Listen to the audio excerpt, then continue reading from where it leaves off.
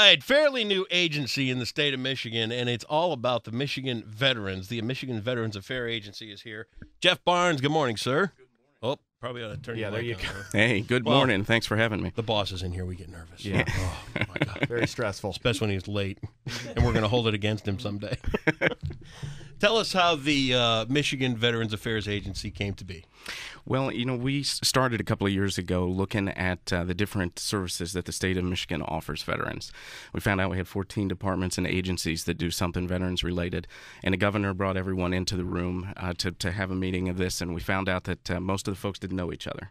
So we knew that we were leaving a lot of opportunities on the table. As a veteran, when I returned to the state, I had a tough transition back, and where I was stationed was in Georgia, originally from Ohio, and my wife was a military officer from North Carolina. And we found that if we would have gone to the other three states, it would have been a much more seamless integration for employment, education. And there's a lot of good things going on in Michigan, but it was very disconnected. Now, where did you serve? When and where? I served in the Army for about 10 years. So I had duty stations all over the states, but also Iraq and Bosnia, Korea. Wow. Well, thank you.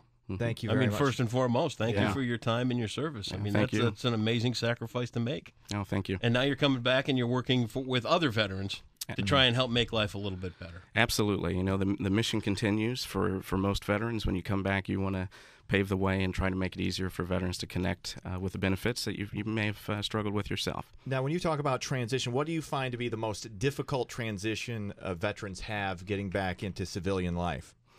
Well, that's a great question. One of the biggest barriers is to find employment, because as a young soldier or Marine, airman, you are given incredible responsibility, millions of dollars of equipment, the lives of your compatriots, and when you come back, it's difficult to translate that skill set into a civilian equivalent.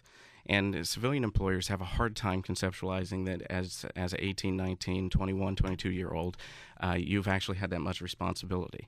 And so finding a fulfilling career that utilizes your skill set and allows you to continue to develop is a real challenge. So a lot of it is the mindset, and I'm not saying that this is necessarily a bad thing, but these young men are coming back from wherever, in whatever branch of the service, and they're going, really, that's all you want me to do? Absolutely. And young men and young women. I'd never stopped and even thought of that. Yeah. I mean, when I had my best friend in high school joined the Corps 2 weeks after school. He was gone. He was off to Iraqi freedom and everything else. He's just now retired. And back then, 1989, the hook from the military was, when you get done being a tank commander, you can drive any tracked vehicle anywhere. And I thought to myself, wow, you get to drive a bulldozer. I mean, good job, great job, needed job.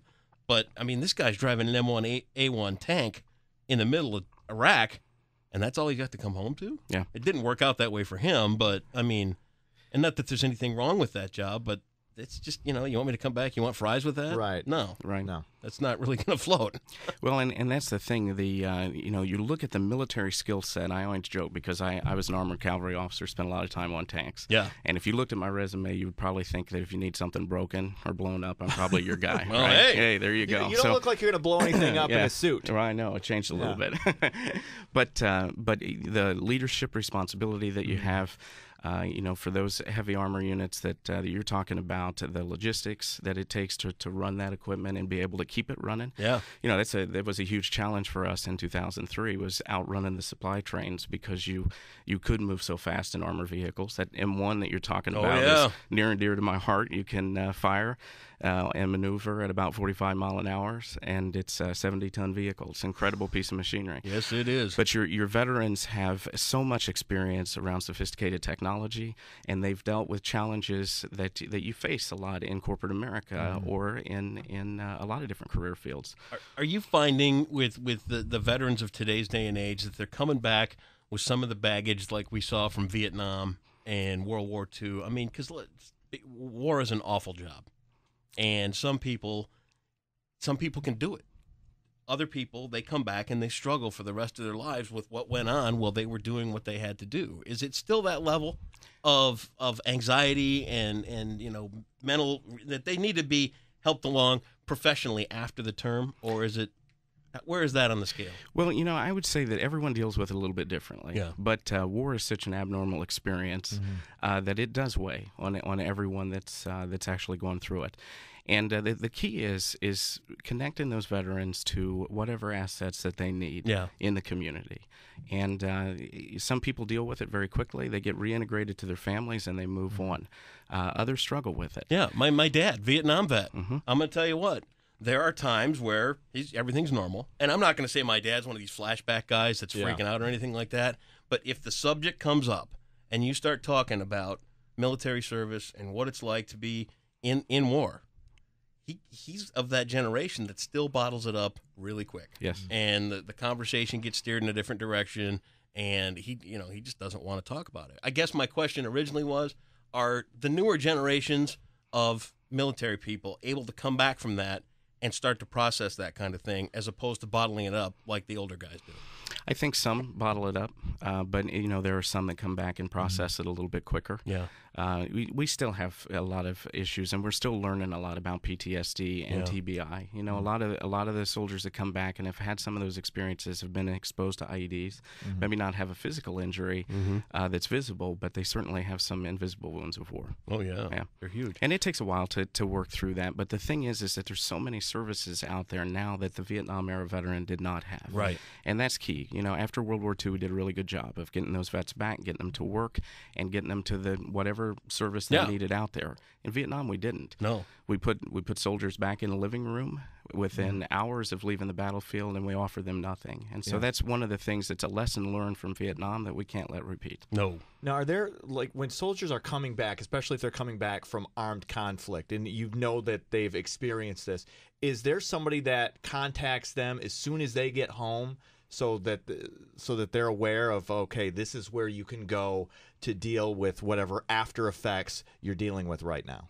Yeah, so there's a little bit of difference between active duty and the Guard and reserves. And that's key in Michigan because we've got a lot of Guard and reservists that have deployed. And Michigan has definitely been a state that has sent a lot of soldiers overseas. I think we've had over 20,000 deployed over the last few years. And so when you look at it, active duty, you come back, and you're not allowed to leave the duty station for about 30 days. We call it a stabilization period. Decompress a little bit. Where you can decompress, and you have that ability to put everything in perspective. For the National Guardsmen and the reservists, they come back and they go through a demobilization process. It's much shorter. And then they try to bring those soldiers back within a month or two and see how they're doing to see what the progress is. Talk about these veterans now and how they can find out more about the services that you guys are offering. Well, we just launched our new web portal at MichiganVeterans.com. And we invite all of your listeners to go to that, whether they're a veteran or they know a veteran. We're making that the one-stop shop where veterans can connect with their benefits, talk to a customer service representative, and I encourage them to do that, because a lot of folks are not actually aware of what they're eligible for. Right. Vietnam-era veterans, their eligibility for benefits has changed over 50 times in the last 10 years. No kidding. And so if you're not looking at the VA full-time, it's hard to keep track of that. Yeah. It seems like keeping track of the way your benefits are changing would almost be a full-time job for some of these guys. Yeah, and that's why creating the agency was critical. We need some people that are keeping eyes on that and then are doing the communications effort to outreach to our veterans. Because we have folks that we run into on a regular basis that are either foregoing treatment or rationing their meds, and because of what they were exposed to in combat, they're completely covered through the VA. Oh, that's cool. That's great. Well, we're going to put all this up online at WFGR.com. We started here just over a year ago, and our first big project that we were involved with was a big benefit for the Grand Rapids Home for Veterans. So we got a chance to really get this kind of closer than most, I think, when it comes to what people have to deal with and the struggles they go through. And, what did we get them, $50,000? Oh, something like Helped that. out I with think it's $50,000? between 25 and 50. It was a good deal from the Home Depot. It was really cool. But, this is something that's an ongoing thing. Yeah, well, and we appreciate that because the Grand Rapids Home for Veterans is part of the Michigan Veterans Affairs Agency. That was a huge grant. It was $150,000 that we won. Wow, we really undersold what we did. Yeah, that's a long time ago. Well, it wasn't only us. We're bad at math. Yeah. That's that's fine. Fine. But I'll tell you, the one math equation that you will like is we're now transitioning 4-man rooms down to 2-man rooms That or is individual. great, yeah.